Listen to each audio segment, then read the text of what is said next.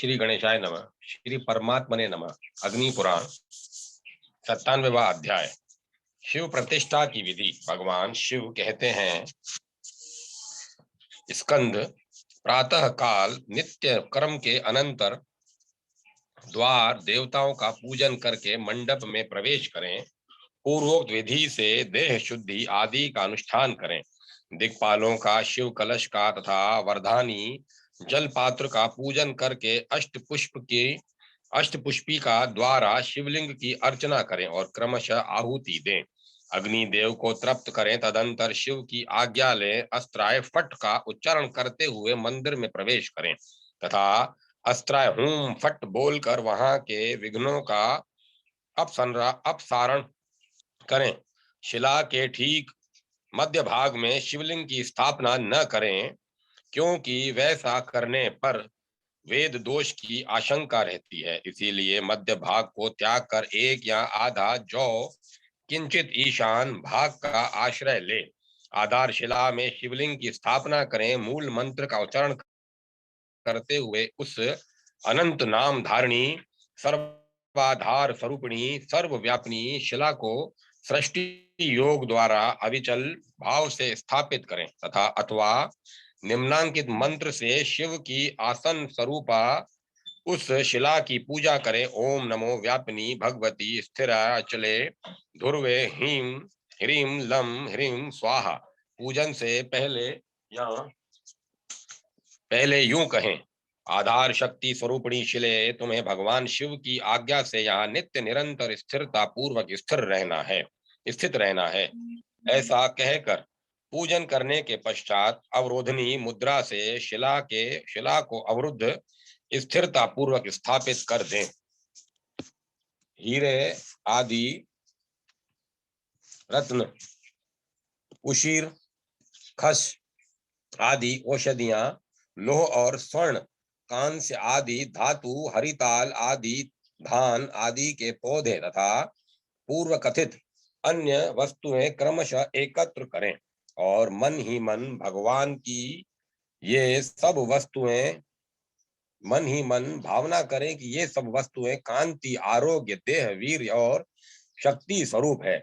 इस प्रकार एकाग्र चित्त से भावना करके लोकपाल और शिव संबंधी मंत्रों द्वारा पूर्वादि कुंडों में इन वस्तुओं में से एक एक को क्रमशः डालें। सोने अथवा तांबे के बने हुए कछुए या वृषभ को द्वार के सम्मुख रखकर नदी के किनारे की या पर्वत के शिखर की मिट्टी से युक्त करें और उसे बीच के कुंड आदि में डाल दें अथवा स्वर्ण निर्मित मेरु को मधुक, अक्षत और अंजन से युक्त करके उसमें डालें अथवा सोने या चांदी की बनी हुई पृथ्वी को संपूर्ण बीजों और स्वर्ण से संयुक्त करके उसे मध्यम कुंड में डालें अथवा सोने, चांदी या सब प्रकार के लोह से निर्मित स्वर्ण में केसरों से युक्त कमल या अनंत शेष नाग की मूर्ति को उसमें छोड़ें। शक्ति से लेकर मूर्ति पर्यंत अथवा शक्ति से लेकर शक्ति पर्यंत तत्व का देवादिदेव महादेव के लिए आसन निर्मित करके उसमें खीर या गूगल का लेप करें। तत्पश्चात वस्त्र के गर्त को आच्छादित करके कवच और अस्त्र मंत्र द्वारा उसकी रक्षा करें। फिर दिक्पालों को बलि देकर आचमन करें। शिला और गर्त के संग दोष की निवृत्ति के लिए शिव मंत्र से अथवा अस्त्र मंत्र से विधि पूर्वक 100 आहुतियां दें। साथ ही पूर्ण आहुति भी करें। वास्तु देवताओं को एक एक आहुति देकर तृप्त करने के पश्चात हृदय मंत्र से भावना को उठाकर मंगलवाद और मंगल पाठ आदि के साथ ले आवे। गुरु भगवान के आगे आगे चलें और 4 दिशाओं में स्थित 4 मूर्ति पालों के साथ यजमान स्वयं भगवान की सवारी के पीछे पीछे चले। मंदिर आदि के चारों ओर घुमाकर शिवलिंग को भद्र द्वार के सम्मुख नहलावें और अर्घ्य देकर उसे मंदिर के भीतर ले जाएं। खुले द्वार से अथवा द्वार के लिए खुले द्वार से अथवा द्वार के लिए निश्चित स्थान से शिवलिंग को मंदिर में ले जाएं। इन सब के अभाव में द्वार बंद करने वाली शिला से शून्य मार्ग से अथवा उस शिला के ऊपर से होकर मंदिर में प्रवेश का विधान है। दरवाजे से ही महेश्वर को मंदिर में ले जाएं, परंतु उनका द्वार से स्पर्श न होने दें। यदि देवालय का समारंभ हो रहा हो तो किसी कोण से भी शिवलिंग को मंदिर के भीतर प्रविष्ट कराया जा सकता है।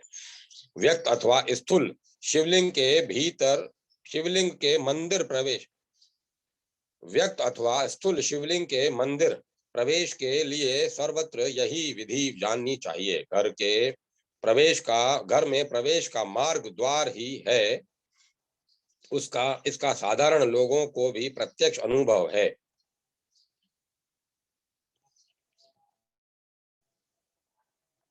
यदि बिना द्वार के घर में प्रवेश किया जाए तो गोत्र का नाश होता है, ऐसी मान्यता है। तदंतर पीठ पर द्वार के सामने शिवलिंग को स्थापित करके नाना प्रकार के वाघों तथा मंगल सूचक ध्वनियों के साथ उस पर ध्रुवा और अक्षत चढ़ावें तथा सुमितशित नमः समुतिष्ठ नमः ऐसा कहकर महापाशुपत मंत्र का पाठ करें। इसके बाद आचार्य गर्त में रखे हुए घट को वहां से हटाकर मूर्ति पालकों के साथ मन यंत्र में स्थापित करावें और उसमें कुमकुम आदि का लेप करके शक्ति और शक्तिमान की एकता का चिंतन करते हुए लयांत मूल मंत्र का उच्चारण करके उस आलंबन लक्षित घट का स्पर्श पूर्वक पुनः गर्त में ही स्थापना करा दें। ब्रह्म भाग के 1 अंश, 2 अंश, आधा अंश अथवा 8वें अंश तक या संपूर्ण ब्रह्म भाग ही गर्त में प्रवेश करावें। फिर नाभि पर्यंत दीर्घाओं के साथ शीशे का आवरण देकर एकाग्र चित्त हो नीचे के गर्त को बालू से पाट दें और कहें, भगवान आप सुस्थिर हो जाइए। तदंतर लिंग के स्थिर हो जाने पर सकल सावयव रूप वाले परमेश्वर का ध्यान करके शक्त्यंत मूल मंत्र का उच्चारण करते हुए शिवलिंग के स्पर्श पूर्वक उसमें निष्क्रियकरण न्यास करें। जब शिवलिंग की स्थापना हो रही हो उस समय जिस जिस दिशा का आश्रय ले उस दिशा के दिक्पाल संबंधी मंत्र का उच्चारण करके पूर्ण आहुति पर्यंत होम करें और दक्षिणा दें। यदि शिवलिंग से शब्द प्रकट हो अथवा उसका मुख्य भाग हिले या फूट जाए तो मूल मंत्र से या बहुरूप मंत्र द्वारा 100 आहुतियां दें। इसी प्रकार अन्य दोष प्राप्त होने पर शिव शास्त्रोक्त शांति करें। उक्त विधि से यदि शिवलिंग में न्यास का विधान किया जाए तो कर्ता दोष का भागी नहीं होता। तदंतर लक्षण स्पर्श रूप पीठ बंद करके गौरी मंत्र से उसका लय करें। फिर पिंडी में षष्ठी न्यास करें। लिंग के पार्श्व भाग में जो संधि छिद्र हो उसको बालू और वज्रलेप से भर दें। तत्पश्चात गुरु मूर्ति पालकों के साथ शांति कलश के आधे जल से शिवलिंग को नहलाकर अन्य कलशों तथा पंचामृत आदि से भी अभिषिक्त करें। फिर चंदन आदि का लेप लगा जगदीश्वर शिव की पूजा करके उमा महेश्वर मंत्रों द्वारा लिंग मुद्रा से उन दोनों का स्पर्श करें।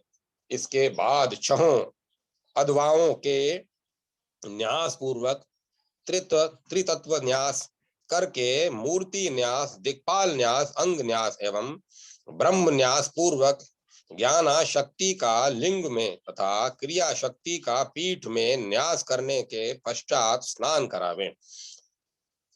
गंध का लेपन करके धूप दें और व्यापक रूप से करें। हृदय मंत्र द्वारा पुष्पमाला, धूप, दीप और फूल निवेदन करें। यथाशक्ति उन वस्तुओं को निवेदित करने के पश्चात महादेव जी करावें। फिर अर्घ्य देकर मंत्र और भगवान के वरदायक हाथ में उसका जप को अर्पित करने के पश्चात उस नाथ, जब तक चंद्रमा, सूर्य और तारों की स्थिति रहे तब तक मूर्तिशों तथा मूर्ति पालकों के साथ आप स्वेच्छा पूर्वक ही इस मंदिर में सदा स्थित रहे। ऐसा कह प्रणाम करने के पश्चात से वृष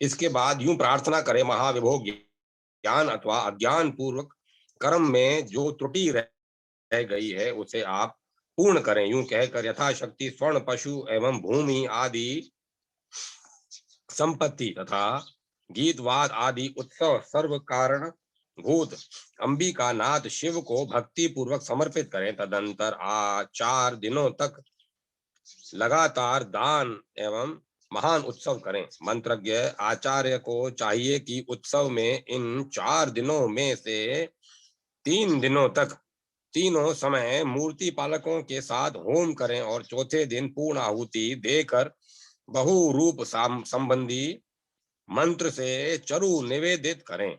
सभी कुंडों में संपाताहुति से शोधित चरु अर्पित करना चाहिए। उक्त 4 दिनों तक निर्माल्य न हटावें। चौथे दिन के बाद निर्माल्य हटाकर स्नान कराने के पश्चात पूजन करें। सामान्य लिंगों में साधारण मंत्रों द्वारा पूजा करनी चाहिए। लिंग चैतन्य को छोड़कर स्थाणु विसर्जन करें।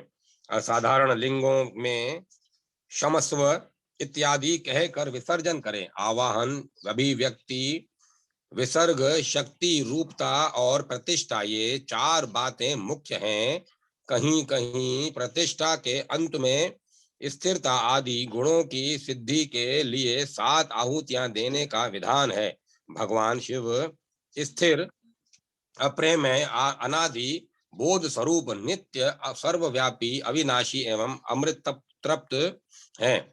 महेश्वर की सन्निधि या उपस्थिति के लिए ये गुण कहे गए हैं। आहुतियों का क्रम इस प्रकार है: ओम नमः शिवाय, स्तरो भव, नमः स्वाहा इत्यादि। इस प्रकार इस कार्य का संपादन करके शिव कलश की भांति 2 कलश और तैयार करें। उसमें से एक कलश के जल से भगवान शिव को स्नान कराकर दूसरा यजमान के स्नान के लिए रखें। कहीं कहीं कर्म स्थानाय धार्यत ऐसा पाठ है। इसके अनुसार उस दूसरे कलश का जल कर्मानुष्ठान के लिए स्थापित करें। यह अर्थ समझना चाहिए। इसके बाद बलि देकर आचमन करने के पश्चात शिव की आज्ञा से बाहर जाएं। याग मंडप के बाहर मंदिर के ईशान कोण में चंड का स्थापन पूजन करें। फिर मंडप में धाम के गर्भ के बराबर उत्तम पीठ पर आसन की कल्पना करके पूर्वत न्यास होम आदि का अनुष्ठान करें। फिर ध्यान पूर्वक सघो जात आदि की स्थापना करके वहां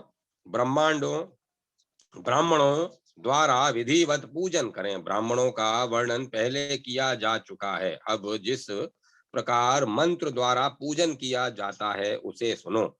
ओम वम सगो जाताय हूम फट नमः। ओम वीम वाम देवाय हूम फट नमः। ओम वूम अघोराय हूम फट नमः। इसी प्रकार ओम वेम तत्पुरुषाय ह्रूम फट नमः तथा ओम वोम ईशानाय ह्रूम फट नमः ये मंत्र हैं।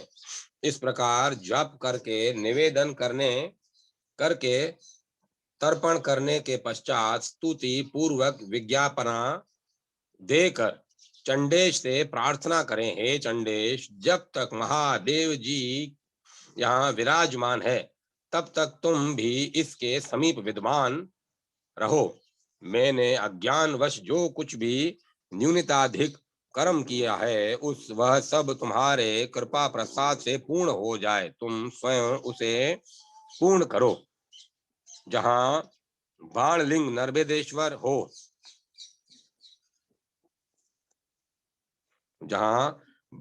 नर्मदेश्वर हो वहां चल लोह में स्वर्ण में लिंग हो।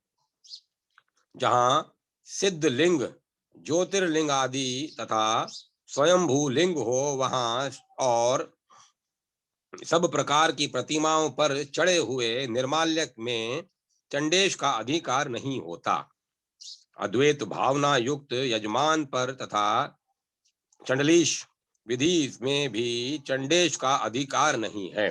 चंड का पूजन करके स्नापक अभिषेक करने वाला गुरु स्वयं ही पत्नी और पुत्र सहित यजमान को पूर्व स्थापित कलश के जल से स्नान करावे। यजमान की स्नापक गुरु का महेश्वर की भांति पूजन करके धन की कंजूसी छोड़कर उन्हें भूमि और स्वर्ण आदि की दक्षिणा दे। तत्पश्चात मूर्ति पालकों तथा जप करताओं ब्राह्मणों का ज्योतिषी का और शिल्पी का भी भली भांति विधिवत पूजन करके दीनों और अनाथों आदि को भोजन करावें। इसके बाद यजमान गुरु से इस प्रकार प्रार्थना करें। हे भगवान, यहाँ सम्मुख करने के लिए मैंने आपको जो कष्ट दिया है वह सब आप क्षमा करें, क्योंकि नाथ आप करुणा के सागर हैं। अतः मेरा सारा अपराध भूल जाएं। इस प्रकार प्रार्थना करने वाले यजमान को सदगुरु अपने हाथ से कुश पुष्प और अक्षत पुंज के साथ प्रतिष्ठा जनित पुण्य की सत्ता समर्पित करे, जिसका स्वरूप चमकते हुए तारों के समान दीप्तिमान है। तदंतर पाशुपत मंत्र का जप करके परमेश्वर को प्रणाम करने के अनंतर भूत गणों को बलि अर्पित करें और इस प्रकार इन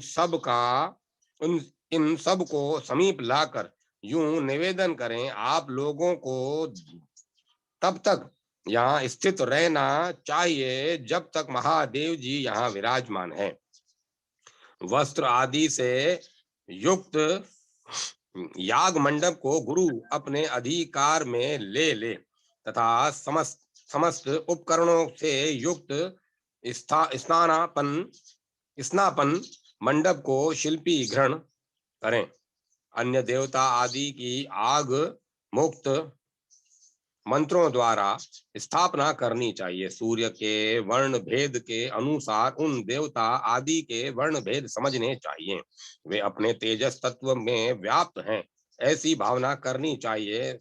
साध्य आदि देवता, सरिताएं, औषधियां, क्षेत्रपाल और किन्नर आदि ये सब पृथ्वी तत्व के आश्रित हैं। कहीं कहीं सरस्वती, लक्ष्मी और नदियों का स्थान जल में बताया गया है। भुवनाधिपतियों का स्थान वही है जहां उनकी स्थिति है। अहंकार, बुद्धि और प्रकृति, ये तीन तत्व ब्रह्म के स्थान हैं। तन्मात्रा से लेकर प्रधान पर्यंत तीन तत्व श्री हरि के स्थान हैं। नाट्येश, गण, मातृका, यक्षराज, कार्तिकेय तथा गणेश का अंड जाति शुद्ध विद्यान तत्व है। मायांश देश से लेकर शक्ति पर्यंत तत्व शिव तथा उग्र तेज वाले सूर्य देव का स्थान है। व्यक्त प्रतिमाओं के लिए ईश्वर पर्यंत पद बताया गया है। स्थापना की सामग्री में जो क्रुम आदि का वर्णन किया गया है तथा जो रत्न आदि 5 वस्तुएं कही गई हैं, उन सब को देवपीठ के गर्त में डाल दें, परंतु 5 ब्रह्मशिलाओं को उसमें न डालें। मंदिर के गर्भ का 6 भागों में विभाजन करके छठे भाग को त्याग दें और 5वें भाग में देवता की स्थापना करें, अथवा मंदिर के गर्भ का 8 भाग करके 7वें भाग में प्रतिमाओं की स्थापना करें, तो वह सुखावह होता है। लेप अथवा चित्र में विग्रह की स्थापना में पंचभूतों की धारणाओं द्वारा विशुद्धि होती है। वहां स्नान आदि कार्य जल से नहीं, मानसिक किए जाते हैं।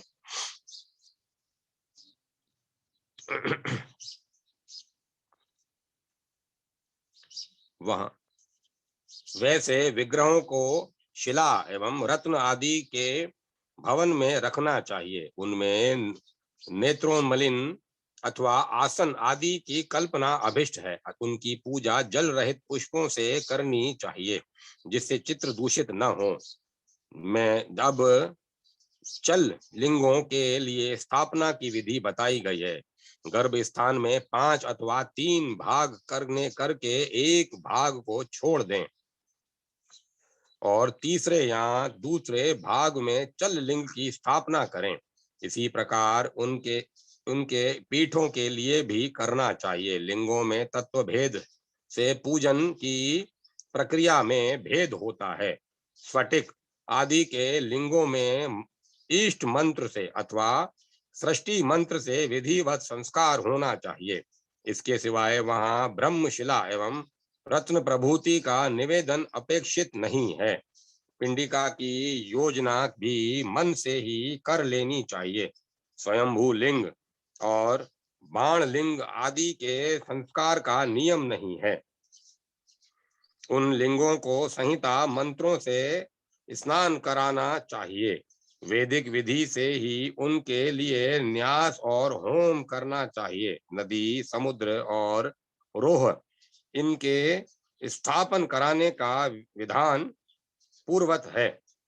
ये लोक में जो मृत्यु का आदि से के अथवा आटे आदि के शिवलिंग का पूजन किया जाता है, वह तात्कालिक होता है, अर्थात पूजन काल में ही लिंग निर्माण करके विष्णादि विधान से उनकी शुद्धि करें। तत्पश्चात विधिवत पूजन करना चाहिए। पूजन के पश्चात मंत्रों को लेकर अपने आप में स्थापित करें और उस लिंग को जल में डाल दें। वह एक वर्ष तक ऐसा करने से वह लिंग और उसका पूजन मनोवांछित फल देने वाला होता है। विष्णु आदि देवताओं की स्थापना के मंत्र अलग हैं, उन्हीं के द्वारा उनकी स्थापना करनी चाहिए। इस प्रकार आदि अग्नि महापुराण में शिव प्रतिष्ठा की विधि का वर्णन नामक 97वां अध्याय पूरा हुआ। 98वां अध्याय गौरी प्रतिष्ठा विधि। भगवान शिव कहते हैं, स्कंद, अब मैं पूजा सहित गौरी की प्रतिष्ठा का वर्णन करूंगा। सुनो। पूर्वत मंडप आदि की रचना करके देवी की स्थापना एवं शय्याधिवासन करें।